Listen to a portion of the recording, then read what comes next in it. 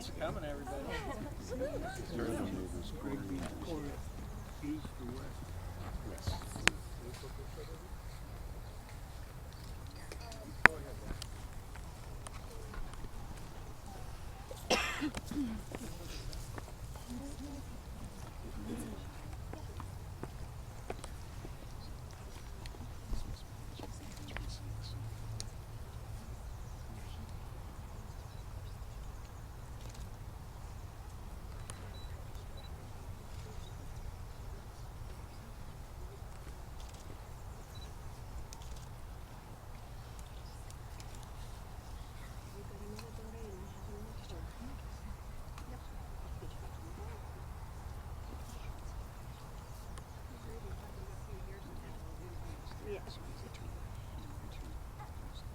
Good evening, everyone. My name is Michael Henry. I'll be your officiating minister tonight. I am a licensed minister of the Universal Life Church Monastery, and I want to thank all of you for coming and joining us here tonight. Weddings are a very interesting thing. It's hard to tell when the first one was performed. No less than the Greeks, the Jews, the Persians, the Chinese, and the Japanese take credit for inventing the wedding. One of the things that I have found over the weddings that I've done is that a wedding is a series of rituals. Some are very old, some are very new, some, like the dowry, have completely gone away. Now, I'd ask all of you to participate with me in the first ritual of the night.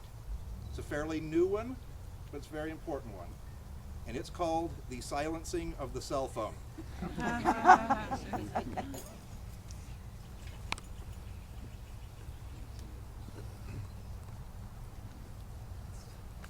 Thanks for doing that.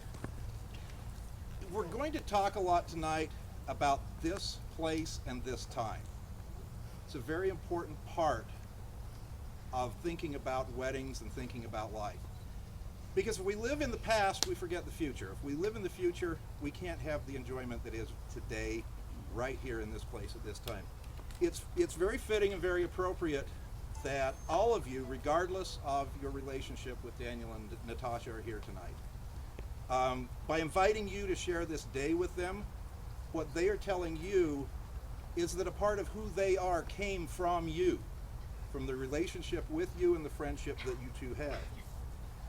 So finally, guys, it's time to put aside and forget all the stress of planning today and just simply enjoy. Enjoy while your friends and your family. Think, if you will, for a minute of the many, many things that had to happen for you two to be in this place at this time tonight.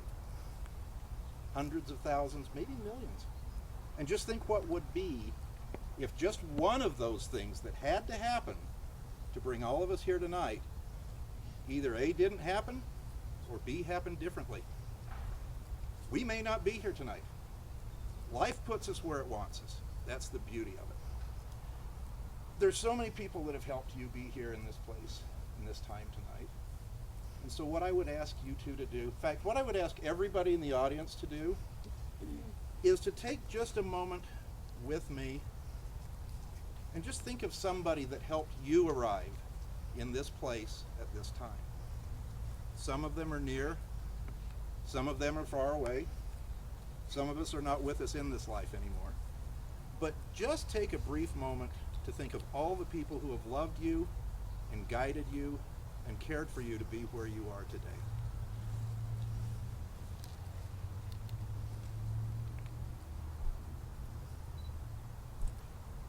Whomever you've been thinking of, how wonderful they must feel to know how important they are to the two of you and to each and every one of you.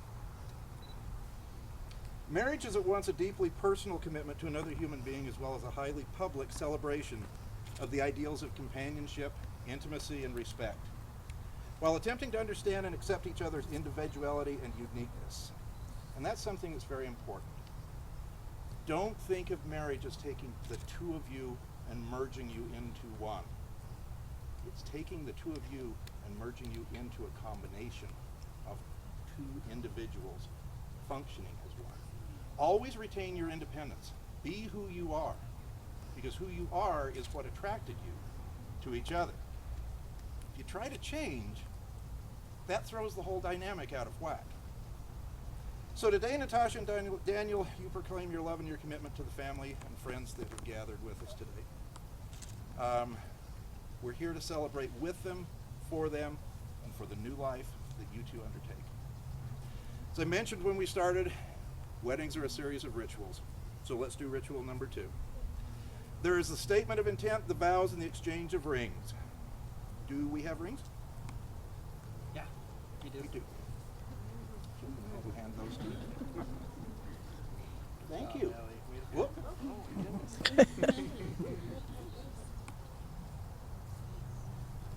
Okay. Good job. Natasha, if it's your desire to make Daniel your husband, please signify by placing this ring on his left ring finger.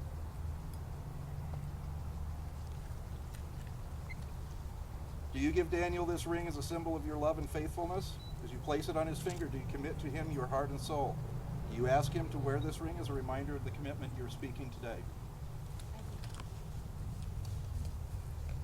Daniel? If it's your intent and desire to make Natasha your wife, please signify by placing this ring on her left-hand ring finger. Do you give Natasha this ring as a symbol of love and faithfulness? As you place it on her finger, do you commit your heart and soul to her? Do you ask her to wear this ring as a reminder of the commitment you have spoken today?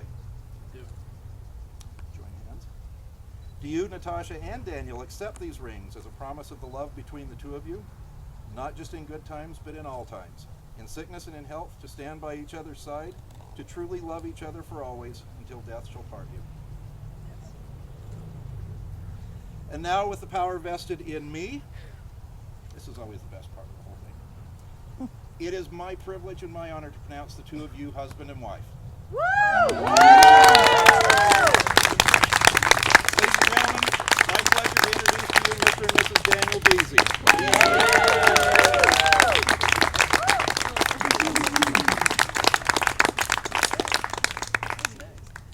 Let's have some fun. Yeah.